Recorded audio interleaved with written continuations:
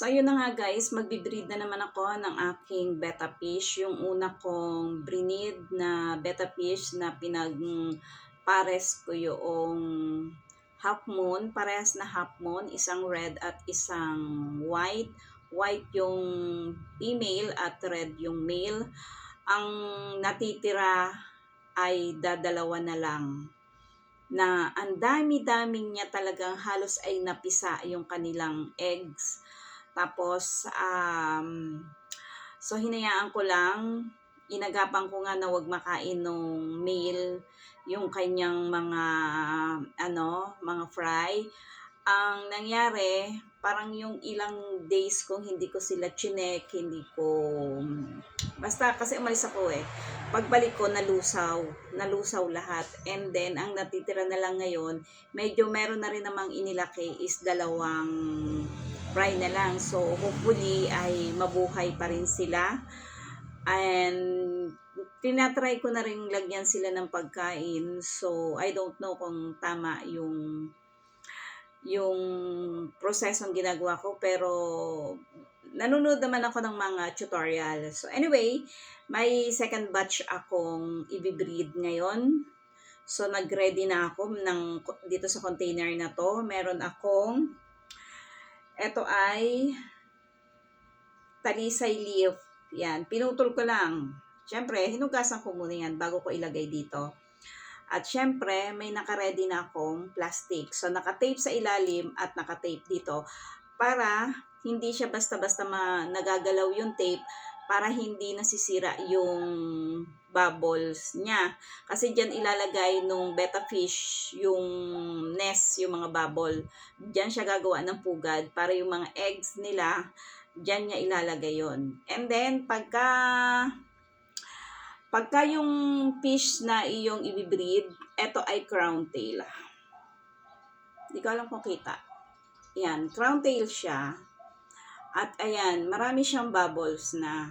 Sabi nila, pagkagayaan na daw yan, maraming bubbles. So, pwede mo na siyang i-breed. Kung sa babae, sa tao ay fertile na siya. So, pwede mo na siyang i-breed uli yan. And then, syempre, ang ipapares ko dito is yung uling female ko na half moon na white din siya. Nagkakaroon na rin siya ng bubbles. So, ibig sabihin, pwede na.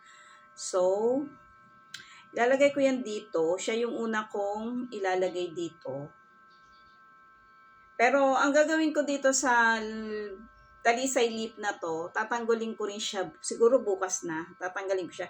Kasi dun sa una kong ginawa, nung una ko nag-try, ay feeling ko nagiging dumi lang siya sa tubig.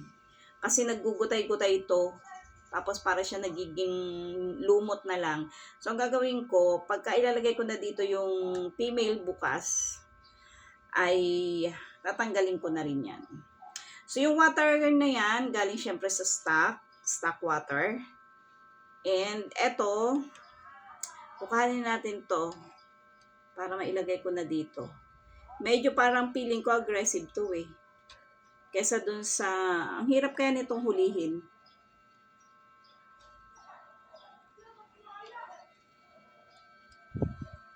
Yan, di pa magpahuli.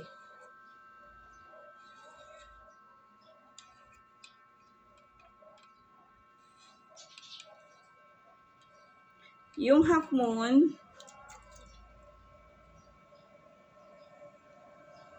ayan, nahuli ko na siya. Alright. So, hahayaan ko muna siya dyan ngayon, overnight. And then, bukas ko na ilalagay si female. At bukas, tatanggalin ko na rin ito. Tatanggalin ko na rin yung talisay na lip na yan para hindi siya sobrang dumi. Kasi yung una talaga, sobrang dumi. Baka kaya halos lahat ay nalusaw yung mga isda doon ay dahil sa baka na nadumihan sila. So, ayan. And then, tatakpan ko na yan. So, see you next, pagka meron na akong pagka nag-ano na sila, nag-meet na sila at saka na napisa na. So, yun lang.